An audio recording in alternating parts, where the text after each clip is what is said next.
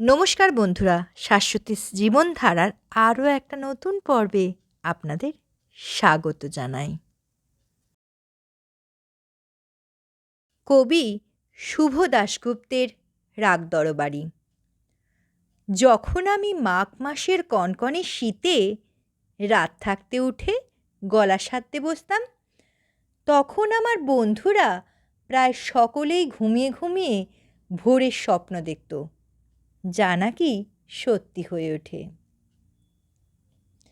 আমি তান সরগমের ওঠাপড়ায় বুঁদ হয়ে থাকতাম, তখন স্বপ্ন টপ্ন দেখা হতো না।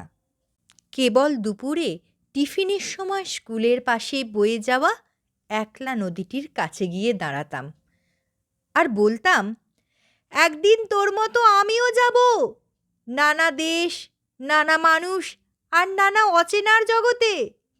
দেখিস, একদিন ঠিক যাব। পুজোর সময় বন্ধুরা দল বেঁধে ফুচকা খেত, ডাকলেও আমি সে দলে ভিড়িনি। গলার যত্ন।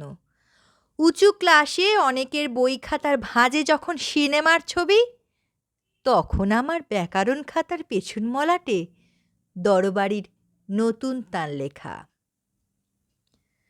আমার গান আমার হাত ধরে নিয়ে যাচ্ছিল অন্য পথে। অনেক দূর থেকে দেখা যাচ্ছিল অন্য আকাশ, অন্য আলো, অন্য রং। কোণে দেখার এক অপূর্ব আলোর বিকেলে আমার বিয়ে হয়ে গেল। সানাই, রঙিন বেনারসি, রজনীগন্ধা।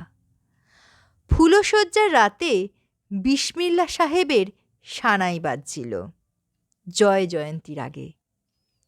ভারী ইচ্ছে করছিল পাশে শুয়ে থাকা অজানা মানুষটার সঙ্গে বন্ধুত্ব করি, জিজ্ঞাসা করি, জানো এটা কি রাগ?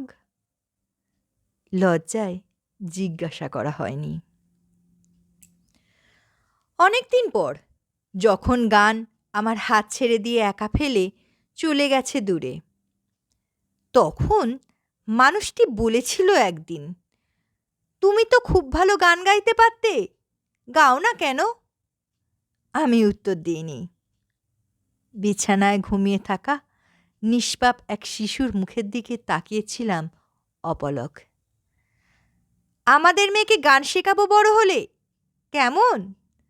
আমি চিৎকার করে উঠলাম, না! চিৎকারে ঘুম ভেঙে কাঁদতে লাগলো ছোট্ট মেয়ে। চিৎকারে অবাক হয়ে থমকে রইল আমার স্বামীর চোখ।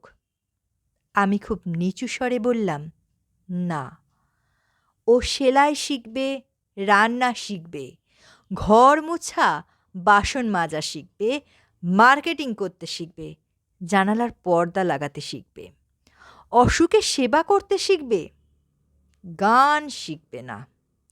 গান তো টেপ রেকর্ডারেই পাওয়া যায়।